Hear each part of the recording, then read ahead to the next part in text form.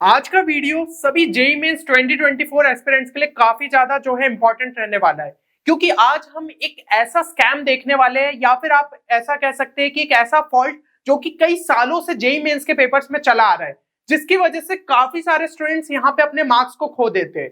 और ये चीज यार मतलब लगातार जो है हर साल दिक्कत हो रही है, लेकिन जो है कोई भी चेंजेस इसमें किए नहीं जा रहे। तो इस वीडियो को एंड तक जरूर देखिएगा ताकि आप इस स्कैम से किस तरीके से बच सकते हैं आपको पता चल जाए।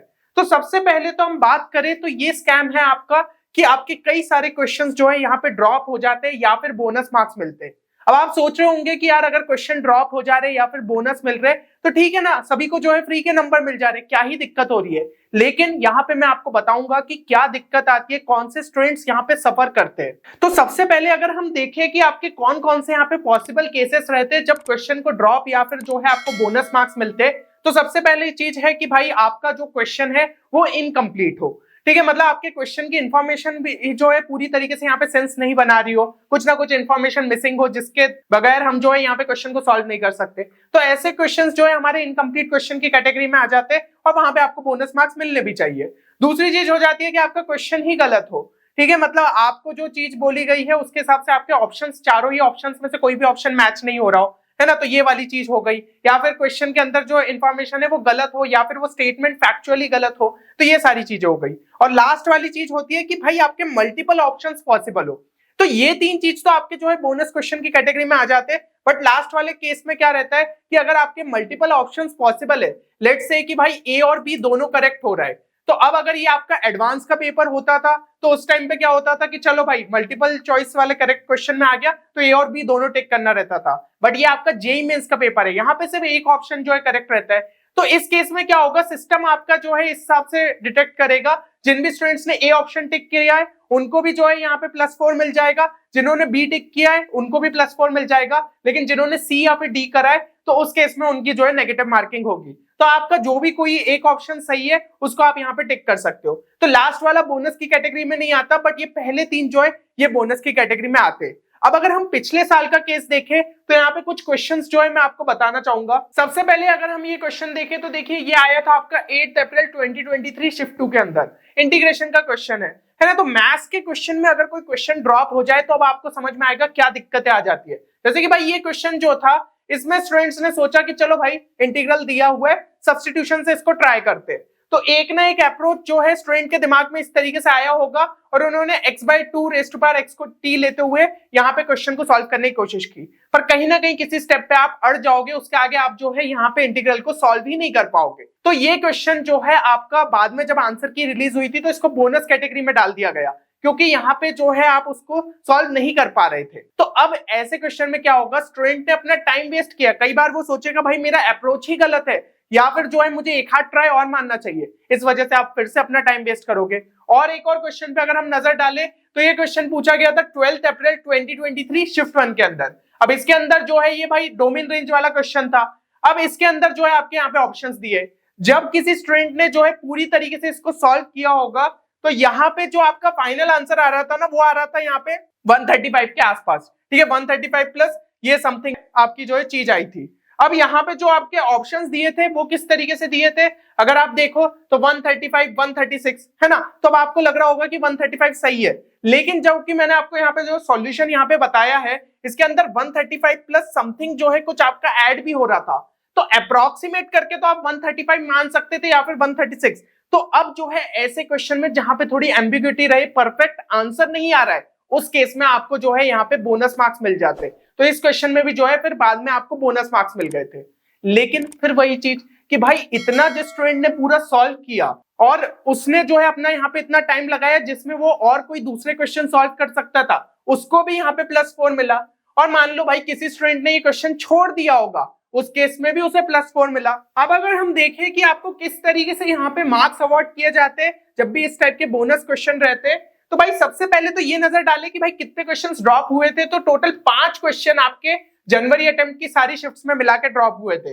चलो यहां तक तो भी चीजें ठीक थी कि चलो 5 क्वेश्चन हुए क्योंकि शिफ्ट्स थी अपनी अच्छी खासी। फिर अगली भाई आपके अप्रैल अटेम्प्ट में और भाई 10 क्वेश्चन यहाँ पे ड्रॉप हुए।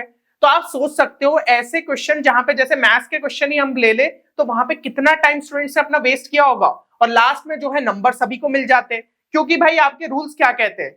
तो यहाँ पे मल्टीपल चॉइस क्वेश्चंस के लिए क्या होता है कि भाई मान लो अगर आपका कोई भी ऑप्शन यहाँ पे जो है करेक्ट नहीं निकला, या फिर क्वेश्चन ही भाई आपका रॉन्ग था, या फिर जो है क्वेश्चन को यहाँ पे ड्रॉप कर दिया गया, तो full marks will be awarded to all the candidates who have appeared.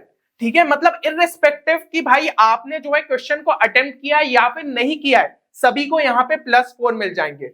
तो अभी जो मैंने आपको यार मैथ्स का क्वेश्चन दिखाया, जिस स्टूडेंट ने इतना लंबा सॉल्यूशन करके आखिरी में आंसर तक पहुंचा, और वो चलो कोई ऑप्शन से मैच कर रहा था, उसने भाई किसी को टिक करके आगे बढ़ गया, उसे लगा कि हो सकता है थोड़ा बहुत एम्बिग्विटी हो, अपन जो है अपने को यहाँ पे नंबर मिल जाएंगे, चलो उसको तो +4 मिले। लेकिन मान लो किसी स्टूडेंट ने उस क्वेश्चन को छोड़ दिया था, किसी का मैथ्स वीक था, उसको भी +4 दे दिए। तो कहीं ना कहीं यहाँ पे दिक्कत है, हमें जो है मतलब यहाँ पे इन चीजों से बचना पड़ेगा, तभी जाके आप जो है और ज्यादा क्वेश्चन अटेम्प्ट करके यहाँ पे नंबर निकाल सकते हो। क्योंकि गलती देखी जाए तो कहीं ना कहीं पेपर जिसने सेट किया है उनको यहाँ पे दोबारा रिव्यू करना था कि ऐसी गलतियां नहीं निकले पेपर में।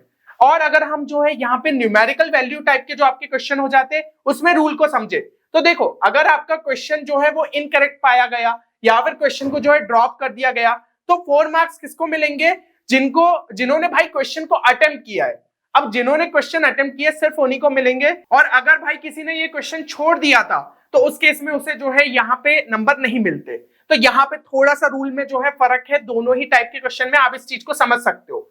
लेकिन अब इस टाइप के क्वेश्चन से हम कैसे बचे, ये चीज भी सबसे जरूरी है। और अगर हम देखें कि भाई इससे स्टूडेंट्स को लॉस क्या हो रहा है, तो लॉस आपका हो जाता है कि आपके भाई टाइम और एफर्ट्स चले जाते, कभी आपका जो है आंसर नहीं होता है, आंसर नहीं आ पाता है, आपका कॉन्फिडेंस गिर जाता है, जबकि पता चलता है बाद में कि वो क्वेश्चन ही गलत था, है ना। तो ऐसे टाइप के क्वेश्चंस आपके कॉन्फिडेंस को गिरा देते, आप अपना टाइम वेस्ट करते हो, फालतू के आपके एफर्ट्स यहाँ पे लग जाते हैं।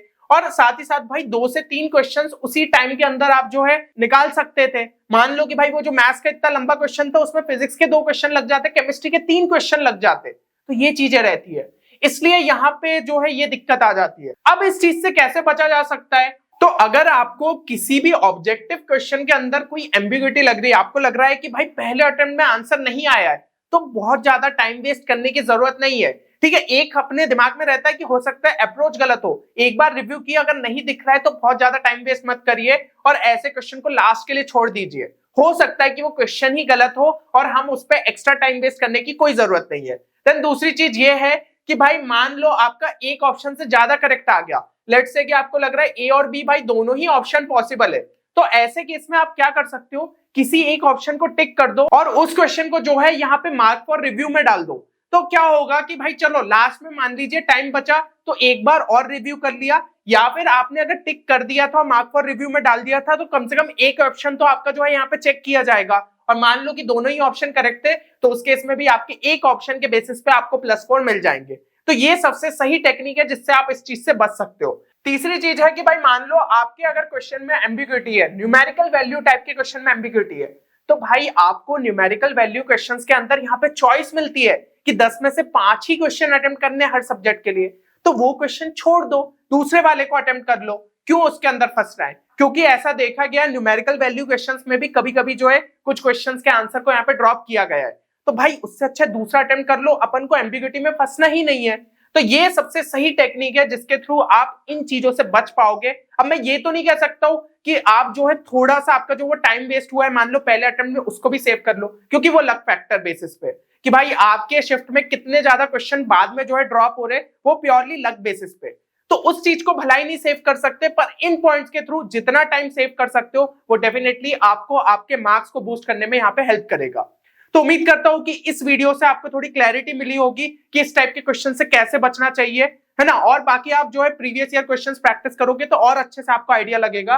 अब एक बार कमेंट सेक्शन में अभी का जो आपका यहाँ पे रीसेंट मॉक टेस्ट स्कोर आ रहा है उसको जरूर से मेंशन करिए, और अगर आप एक वीडियो चाहते हैं मॉक टेस्ट एनालिसिस पे तो ये चीज भी जरूर लिखिएगा, क्योंकि देखो भाई एनालिसिस की बहुत ज्यादा जरूरत रहती है। अगर आप सिर्फ मॉक टेस्ट अटेम्प्ट करे जा रहे हो और अगर आप उनका प्रॉपर तरीके से एनालिसिस नहीं कर रहे हो तो आप कभी भी इंप्रूवमेंट नहीं कर सकते हो। तो एक प्रॉपर जो है तरीका होता है कि किस तरीके से एनालिसिस करें ताकि भाई 50 से 60 नंबर तक जो है आप यहाँ पे लास्ट में बूस्ट कर सकते हो। तो अगर आप ये टेक्निक सीखना चाहते हो तो एक बार कमेंट सेक्शन में जरूर लिखना।